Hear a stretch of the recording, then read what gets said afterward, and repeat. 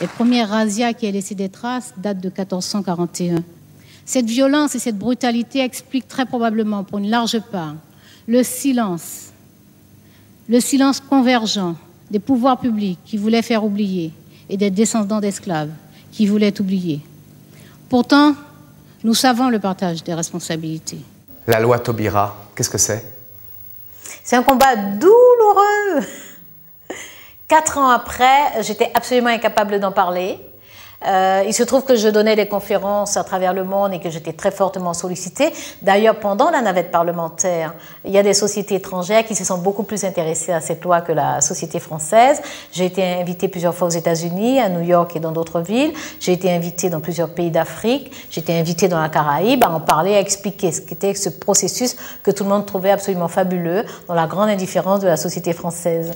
Donc, mais c'était un combat très difficile, d'abord parce qu'il m'a replongée dans une histoire extrêmement violente, extrêmement douloureuse, d'où je viens moi, que j'ai découvert toute seule, d'où pour moi cette espèce d'obstination à ne pas vouloir que les gamins, les adolescents la découvrent tout seuls. C'est pour ça que l'enseignement est essentiel pour moi, que la recherche est importante, qu'on sache vraiment, qu'on comprenne non seulement l'histoire de l'esclavage, mais toute l'anthropologie, toute la philosophie qui en est sortie, tous les arts, les cultures, le blues, le jazz, toutes ces musiques de nos territoires, tout ce que nous avons inventé, produit du fait de cet asservissement et du fait de la victoire de notre humanité sur cet asservissement.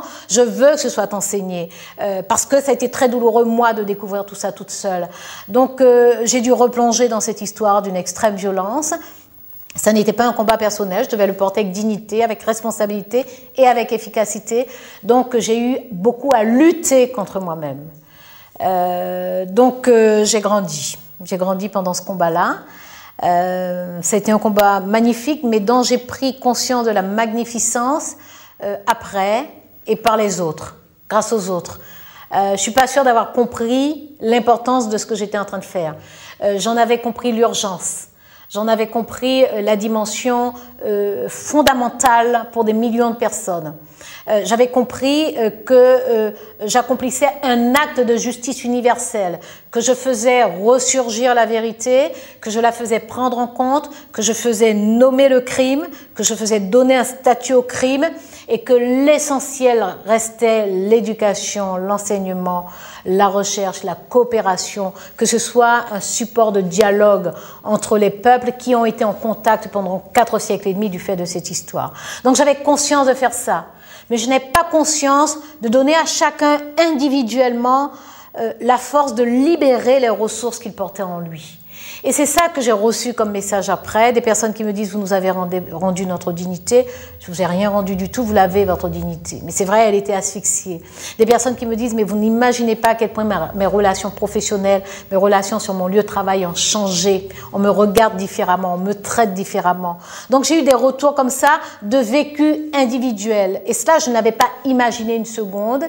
Et j'ai réalisé que accomplir des actes à dimension universelle, des actes qui allaient concerner les centaines de milliers de personnes que nous sommes outre-mer, mais aussi les millions de personnes d'Afrique, des Amériques, puisque ces sociétés sud-américaines et centra-américaines, mais également nord-américaines, viennent de cette histoire. Tout ce qu'il y a de plus précieux dans cela, c'est quand même sa traduction à l'échelle individuelle. L'être humain, l'homme, la femme, l'adolescent qui reprend confiance en lui-même et qui réalise tout ce qu'il porte en lui, qui peut remobiliser ses propres ressources, qui peut à partir de ses capacités, de ses potentialités, les transformer en actes, vraiment, en décision, en initiative. Et ça, c'est quand même infiniment plus précieux que de sauver le monde, quoi.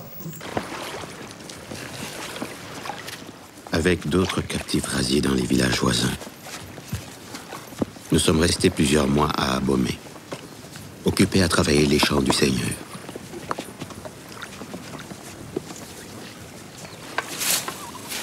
Nous avions été répartis en 2 groupes inégaux.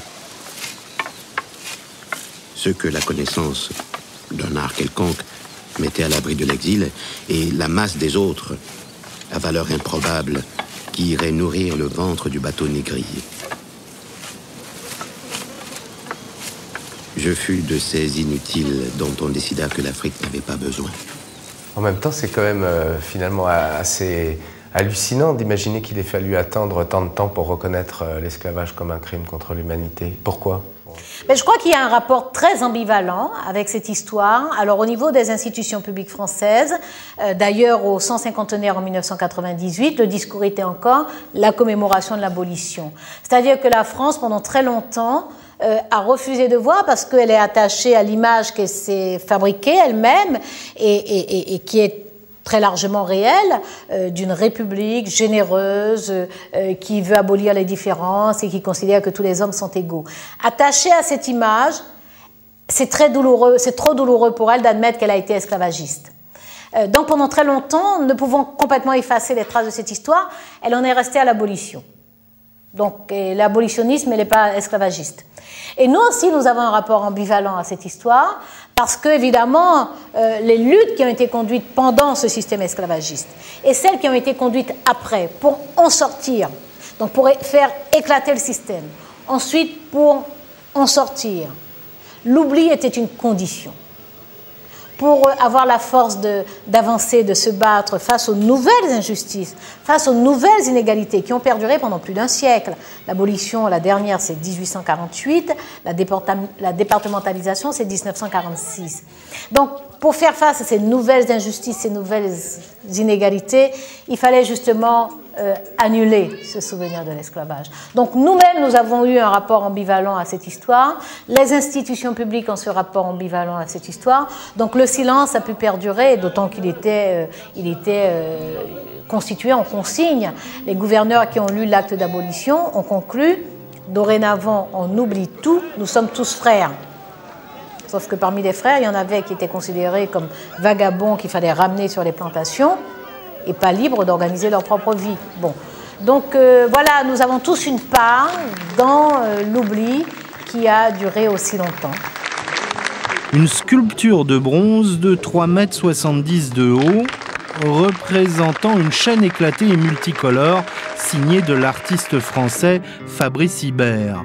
On ne parle plus de repentance ici. Cette commémoration a voulu rappeler le rôle de la France comme pays abolitionniste. Et est-ce que vous avez le sentiment que vous êtes plus efficace dans les combats nationaux que dans les combats guyanais ?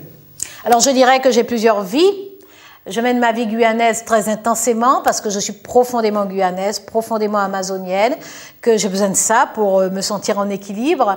Donc c'est ma vibration culturelle et identitaire qui me permet justement de m'égarer d'une certaine façon sans me perdre dans les combats nationaux et dans les combats internationaux.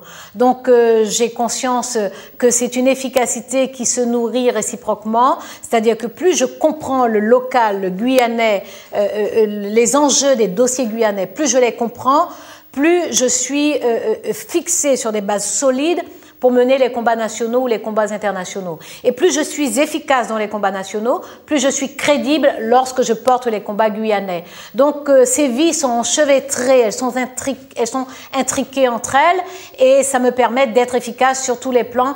Mais c'est vrai que ça me demande de vivre très très vite et très intensément. Alors je traverse l'Atlantique tous les 8-10 jours à peu près, ce qui n'est pas fait pour des êtres humains normaux. Donc je le paie au niveau du décollement de ma rétine. Donc je dois régulièrement faire des points laser pour recoller ma rétine. J'ai perdu mon horloge biologique bien entendu. Mon horloge hormonale, ça c'est le plus féminin. Mon horloge hormonale a été perturbée très vite. Donc j'ai dû subir des traitements, des contre-traitements, des réajustements et des rétablissements de traitements. J'ai le dos complètement cassé,